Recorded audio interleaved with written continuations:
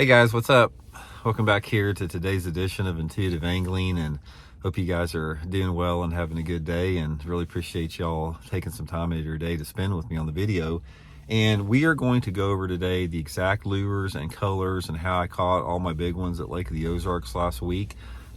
This was a typical springtime tournament at Lake of the Ozarks. Water temperatures in the mid 50s, great time of year to fish. And what I wanted to do today is sort of like run you through how it happened and how I decided on the colors I was throwing, and hopefully it'll help you guys catch some good fish down the road sometime. Also guys, real quick, just my daily housekeeping tips that everybody has to endure every single video. Just want to invite everybody to please hit that subscribe button here to the channel, free and easy to do so. Also guys, if you want to go to the next level on the channel, we have channel memberships and Patreon. I'll put all you have to do is go to my homepage and hit the join button. And one final thing guys, please check out our spring Fish the Moment lake map breakdowns. These are maps I build for Fish the Moment. Great resources to learn more about your favorite lake and get some good fishing spots. So I'll link that in the description of the video too, and much appreciated everybody for supporting the channel there.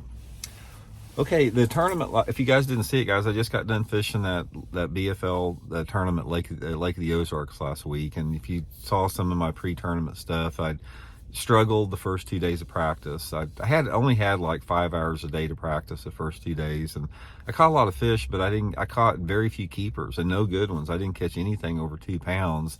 So in the tournament, I had to start all over from scratch in the tournament. And I decided in that particular event, with the water temperature the way it was and the water clarity the way it was, I really wanted to concentrate on catching them on a jerkbait.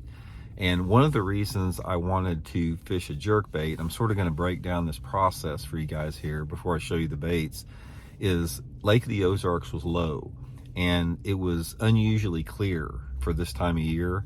So anytime you're fishing guys, it doesn't matter what time, every time that you go to the lake, it's different in terms of like the water temperature and the clarity and the water level, and it requires an adjustment. Because just because, say for example, you caught some fish last year the mid part of March on whatever lure, it doesn't mean it's going to work again the next year at the same week, because those conditions are different. So given the fact that the water was lower and clearer than it normally is, that really led me to wanting to catch these fish on a jerkbait. Traditionally or normally, if the water had a little bit more color to it, when that water was in the mid 50s, I would try to catch them on a spinnerbait or a jig or a crankbait. But since it's a little bit cooler, a little bit cleaner, I really focused on the jerkbait. So first of all, let me get into the baits here. Then I'm going to talk why I selected them. Then I'm going to talk a little bit about the areas that I fish. The primary lure that I fished in these were both megabass Vision 110 silent models. Now this is different.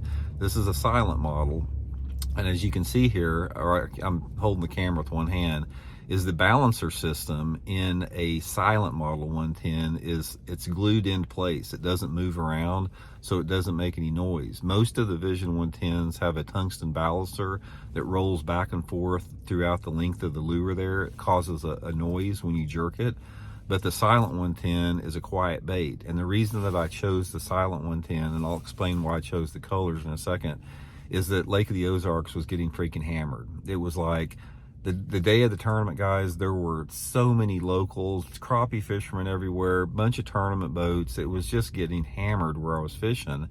And one thing that you can do if you're fishing a heavily fished, highly pressured area, you're going to do a lot better on quiet baits. That's why normally like your jigs and shaky heads and Ned rigs work better if there's a lot of fishing pressure.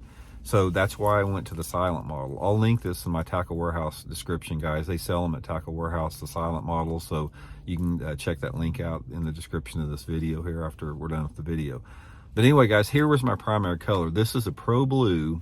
And as you can see, it looks a little chartreuse. I took a chartreuse marking pen and I marked the side of the bait chartreuse, and then I rubbed it in with my finger, and it gave it sort of like a little chartreuse glow. You can see like that. And it was cloudy that particular day. That morning we took out, it was cloudy. So I wanted that little bit chartreuse glow. And actually in the tournament, I got wore off after fishing it all day, but it was a little bit brighter in the tournament. So I had to reapply it.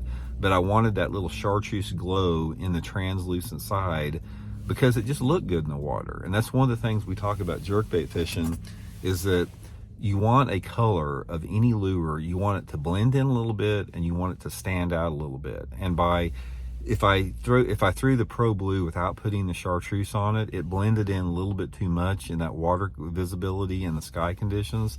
So that's why I put that little bit of chartreuse spike it, marker dye on there. Just, gave it a little bit more of a stood out a little bit more, but not too much. Now that particular bait was working, pretty much through the first half of the day when it was cloudy. Now in the early afternoon, I had to weigh in at 3 o'clock. The early afternoon, the sun came out a little bit and it got brighter.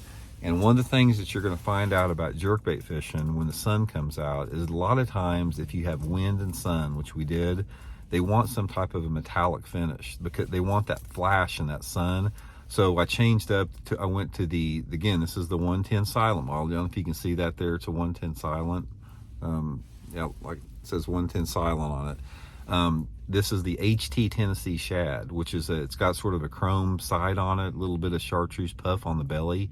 And the flash of that, HT Tennessee shad in that sun, that's what the fish really wanted. And in the tournament, I caught one about 6 pounds on it. I caught another one that weighed 5 pounds, 10 ounces. I broke off another one about 6 pounds.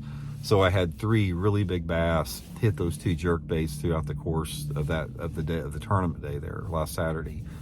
Okay, so this is what I was looking for in the tournament. This is sort of give you guys a good indication of what those bigger fish like to live around. A lot of you guys that watch my channel, you've heard me talk a lot this spring about fishing bluff banks and channel swings. I've been doing a lot of pre-spawn videos, and you hear me talking about it all the time. Transition areas, bluff banks, channel swings, pre-spawn areas. That's what I did here in the tournament. What I was trying to do is I was trying to find some steeper banks that transitioned a little bit, that were close to spawning areas but still had deep water. So what I tried to do is I tried to position my areas that I was fishing to, there were spawning coves close by, but there was some deep water on the outside of those spawning coves, channel swings you call them. And I was concentrating on those channel swings where those pre-spawn fish live. Now the big one I lost, the right off the bat, I lost one that broke me off. It got me in a brush pile about 6 pounds. It was sort of positioned in the same type of deal, leading into a spawning cove, but it was between 2 boat docks.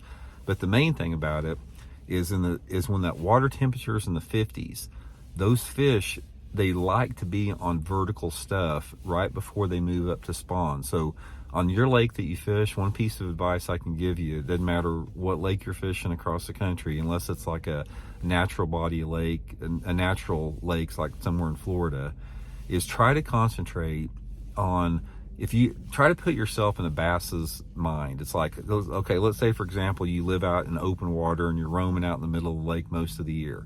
It's getting close to spring, you're wanting to spawn, that's the primal instinct that you have.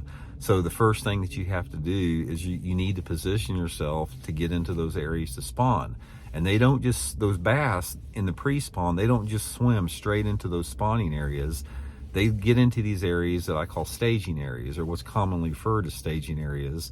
And most of the time those staging areas they're characterized by being close to a spawning area, but not in the spawning area, relatively close to deep water. So let's say, for example, you're a bass and you've been living out in the open water all year long. You swim up to this steep bank or this bluff bank, and you know that there's a great spawning cove 100 yards away from you. They will stay on these channel banks or these steeper banks to feed up prior to going into those flat banks to spawn, because they like to be close to deep water. One of the things you'll find out about a big bass, and like I said, I had 3 really big bass hit me in that tournament, is they like to be close to deep water. Not necessarily in the deep water, but they like to have that deep water access where they can get into that deep water if they have to. And that is why a bluff bank and a channel bank are key structures if they're positioned close to a spawning area. Now, the depth that those fish are in are all relative to the water clarity. In the situation here at Lake of the Ozarks, the water visibility we had where I was fishing at was probably right around 3 feet. So given that gave me a good idea how deep I needed to be fishing. with that water visibility of 3 feet, I knew that those bass were sort of going to be in that 5 to 10 foot zone, which they were. That's what I concentrated in. Now, if the water visibility would have been 6 or 8 foot clarity, those fish could have been in 10 to 15. And if the water visibility was like a foot clarity, they were probably going to be in less than 5 foot of water. So the water clarity dictated the depth that I concentrated in. So what I would do is I'd pull up to these areas and I'd position my boat in about 5 to 10 foot of water, and I would make parallel and 45-degree angle casts to try to target that particular depth zone with the jerk bait. Now, I had all these, they were weighted where they suspend neutrally. Most of the time, I'd give like a 2 to 3 second pause, something like that, but the water was warming up. You didn't really have to pause it very long before they hit it. But guys, that's the main thing. It's like one of the things just to remember. It's like the color of lure that you have is all relative to the sunlight penetration, the sunlight intensity, and the water clarity. And that's why I chose the particular colors of jerkbaits that I did, is to match those situations. If we would have had a bright sunny day with no wind, I'd have had a different color on. Or if it had been raining and windy out there, I'd have had a different color on. We've talked about this a lot with jerkbait videos before, but that's the ones I selected with that. So anyway, guys, I hope that you can use some of that information. That's just how, it went down for me and how I was able to catch them with that. And hope it helps you guys catch some good ones. So we'll talk later.